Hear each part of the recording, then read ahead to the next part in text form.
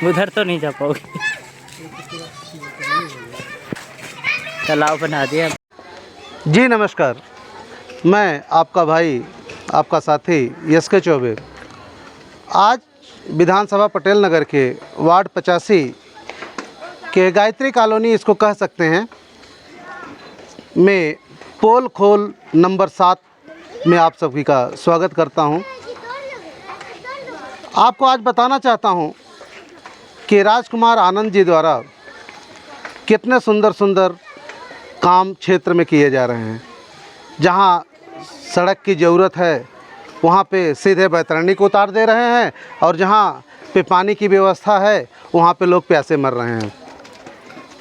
इसी सिलसिले में मैं आज आपको बताना चाहूँगा कि आज मैं खड़ा हूँ गायत्री कॉलोनी के गड्ढे वाले चौक पे। इसका नाम गड्ढे वाला चौक है, गाय वाला खड्डा। हाँ, और एक यहाँ पे जो है कि पुराने साथी भी रहते हैं। मैं बता दूं कि 2014 में जब यहाँ पे कुछ नहीं होता था, बड़े बड़े पत्थर होते थे, आए दिन जो है कि टैंकरों से दब करके बच्चे कभी मर रहे हैं, कभी जो है कि एक्सीडेंट हो रहा है, कभी तमाम चीज़ें होती रहती थी।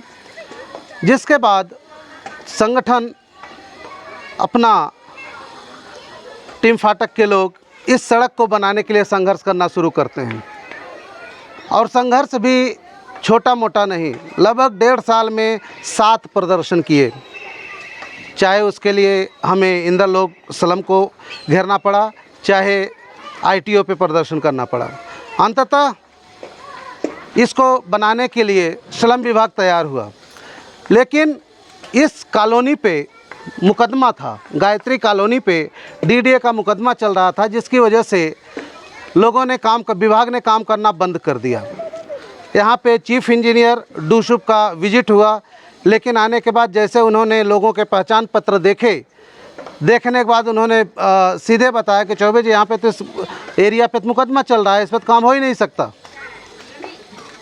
1 महीने के अंदर आगे जो है कि रामजस ग्राउंड से जैसे आप ऊपर आएंगे, चौक पे चीफ इंजीनियर से हमारी बात हो रही थी। हमारे कुछ साथी वहाँ पे इकट्ठे थे, जिनसे बात करके उन सब के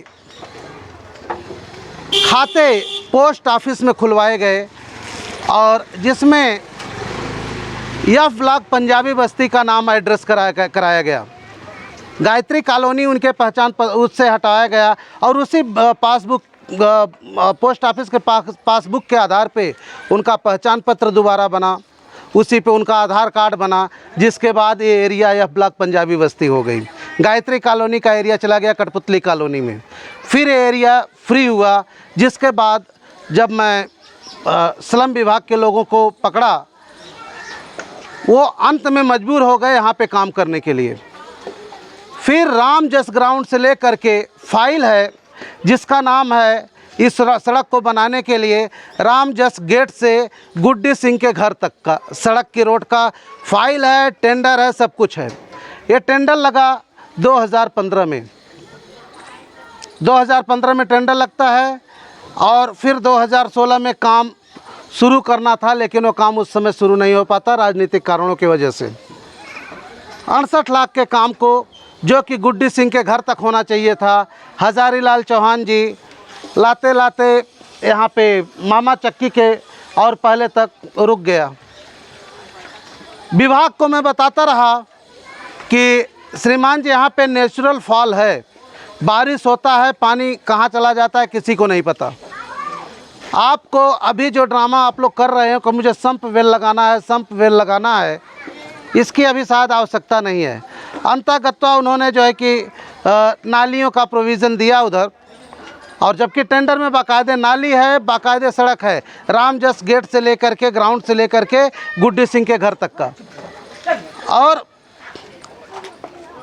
ये यहाँ पे आने के बाद जब रोड रुक जाता है, फिर इधर के लोग जब अपना नरकी जीवन जीने लगते हैं, तो फिर क्या एक शिगुफा छोड़ा जाता है कि मामा चक्की से लेकर के इस चौक को बनाने के लिए इसको ऊंचा करना पड़ेगा। ये आप देख सकते हैं, ये चौक, इसको ऊंचा करना पड़ेगा, जिसके लिए यहाँ के लोग आपस में चंदा लगा करके, पैसे इकट्ठा करके इस चौक को तो ऊंचा कर देते हैं।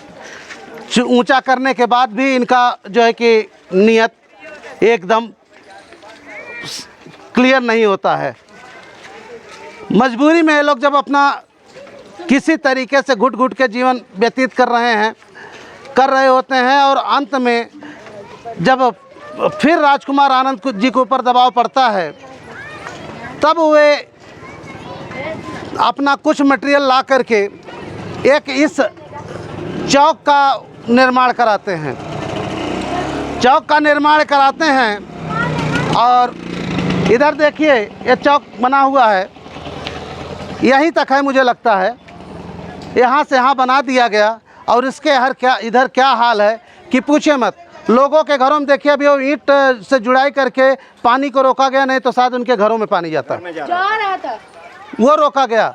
और इधर बस्ती जो इधर रह रही है, इनके यहाँ पे पानी जा रहा है।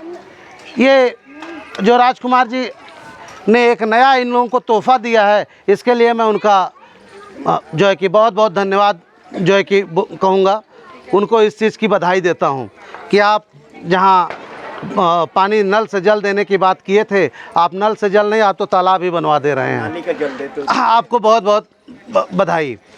श्रीमान जी, आपको बता दें, राजकुमार आनंद जी, आप इस समय पीड़ा में है, मुझे तकलीफ़ है उस चीज़ का भी कि आपके घर पे ईडी का छापा पड़ा है। जिस सड़क पे आप ये लीपा पोती करके गए हैं ना, ये सड़क 68 लाख रुपए में इसका टेंडर हो चुका। रोड बनना था, स्लम विभाग डूसुब को बनाना था, लेकिन ये सड़क नहीं बना। आप अगर उसी विभाग को के सामने आप सख्ती से पेश आए होते और बोलते कि भाई इस सड़क को जो अधूरा है उसको पूरा करो, तो शायद आपको लीपा पोती करने की ज़रूरत नहीं पड़ती। मुझे पता है इस चौक का टेंडर नहीं हुआ है। आप कहीं से मटेरियल उठा करके ला करके यहाँ पे इसको ये कर दिए हैं। ये भी है कि जहाँ से आप मटेरियल उठा के लाए होंगे, वहाँ का भी काम अधूरा हो गया, यहाँ का भी काम अधूरा हो गया। इस तरीके से काम मत करिए। क्षेत्र को, आपकी जनता को आपसे बड़ी उम्मीद थी, और इसी वजह से लोगों ने आपको जो है कि झोला भर भर के वोट दिया था। झोला समझ लीजिएगा। अब आप देखिए इनका किस तरीके से आ रहे हैं, ये देखिए किस तरीके से आ रहे हैं, किस तरीके से जा रहे हैं, ये आपको देखना पड़ेगा। और आपके लोग इस का नाम दिए हैं ऐतिहासिक सड़क। बना चौक, बना रहे हैं सड़क। हाँ, हो सकता है कि ऐतिहासिक हो, क्योंकि जिस सड़क का टेंडर लग गया, जिस सड़क को पूरे एस्टीमेट हो गया, वो काम अधूरा छोड़ दिया गया। फिर 5 साल बाद जो है कि 6 साल बाद जो है कि हुआ तो चौक बना दिया गया, बीच में सब छोड़ दिया गया। तो इतिहास तो इसी तरह रचा जाता है, शायद आपकी भाषा में, आपके कार्यकर्ताओं की भाषा में। निवेदन करता हूँ, अगर डूसुब जो यहाँ का करता धरता है, यहाँ पे एमसीडी काम करने के लिए भागती है, अगर अभी कोई घर मकान बना रहा हो तो वसूली करने के लिए सबसे पहले आ जाती है। यहाँ पे पीडब्ल्यूडी नहीं आ पाएगा, यहाँ पे फ्लड कंट्रोल नहीं काम करने आएगा, यहाँ पे डूसुब काम करने आता है। डूसुब के लोगों से मैं एक रिक्वेस्ट करता हूँ कि अगर आपके डिपार्टमेंट में इंजीनियरों की कमी हो, अगर आपके डिपार्टमेंट में इंजीनियर्स नहीं हैं, तो मैं फ्री कंसल्टेंसी आपको देने के लिए तैयार हूँ। 1 रुपये आपको नहीं लूँगा, पूरे रोड का मैं आपको इंजीनियरिंग करके दे दूँगा। किस तरह से बना दीजिए कि यहाँ के लोगों का भला हो जाए। मुझे 1 रुपये नहीं चाहिए आपसे। और यहाँ के लोग आज जो खड़े हैं, मैं कैमरामैन से अपने कहूँगा कि दिखाएं कि यहाँ के जो लोग खड़े हैं ये आज मेरा भाषण सुनने नहीं आए हैं, ये आए हैं केवल आपकी करनी को देखने के लिए कि किस तरीके से आपकी करनी पे आज सवाल उठाया जा रहा है। आप देखिए इस पोल खोल 7 को, अभी तक तो मैंने आपके ही दिल्ली सरकार और एमसीडी के ही पोल खोल को किया, जिसमें आपके ही काम आते हैं, क्योंकि यहाँ पे एमसीडी आपकी तो पोल खोल आपका, साफ सफाई नहीं होगा तो पोल खोल आपका होगा, गलियाँ सड़कें सब नहीं होंगी तो आपका होगा, पानी नहीं आएगा तो दिल्ली सरकार का दिन आता हुआ आपका होगा। ऐसा नहीं कि केवल मैं आपको टारगेट कर रहा हूँ, टारगेट तो मैं उनको भी कर रहा हूँ जो बोले थे कि अगर काम नहीं करूँगा तो झोला उठा के चला जाऊँगा, उनका भी काम नहीं दिख रहा है। बीजेपी के लोग हमेशा लोगों को गुमराह किए, बगल में अटल चौक बनाए, पार्क बनाए, तो क्या यहाँ पे आके काम नहीं कर सकते? तो भी स्लम का एरिया था ना, यहाँ पे काम नहीं किए। यहाँ पे आ जाएंगे बड़े बड़े माला गजरा पहनने के लिए, फ़ोटो खिंचवाने के लिए आ जाएंगे, अभी छठ आ रहा है छठ आएंगे, अभी गया पीछे आ जाएंगे, कोई न कोई ड्रामा करना हो जाएगा तो आ जाएंगे। लेकिन मंत्री जी आपसे उम्मीद नहीं थी कि आप इस चौक को आकर के किसी और पर्पस से इस्तेमाल कर जाओगे। आपको शर्म आनी चाहिए। आप पढ़े लिखे हो, सुनने में आया कि आप लॉ भी किए हो, वकील भी हो आप, और मैं मानता हूँ कि आप पॉलिटिकल साइंस में जो है कि आपने पोस्ट ग्रेजुएशन किया है, लेकिन ऐसा भी पॉलिटिक्स अपने लोगों के साथ नहीं किया जाता। आपको अगर भगवान सद्बुद्धि दें, बाबा अंबेडकर साहब आपको अगर सद्बुद्धि दें, तो इस चीज़ को, इस नरक को देख लीजिए, गिर जाएंगे लोग, इसका सुधार करवा दीजिए। बाकी क्षेत्र की जनता की समस्या इन्हीं के ऊपर छोड़ के जा रहा हूं। अगर ये साथ देंगे तो टीम फाटक इनके लिए कंधे से कंधा मिला के खड़ी रहेगी, और अगर घर में पीछे की तरफ बैठे रहेंगे तो हम भी अपने काम धंधे में व्यस्त रहेंगे।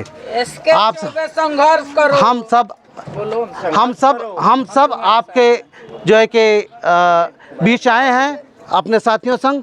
आप लोगों का जो है कि धन्यवाद करते हैं, और आपके सवाल आप ही लोगों के बीच में छोड़ के जाते हैं। अगर आपको कुछ करना है तो आप लोग करिएगा। जय हिंद, जय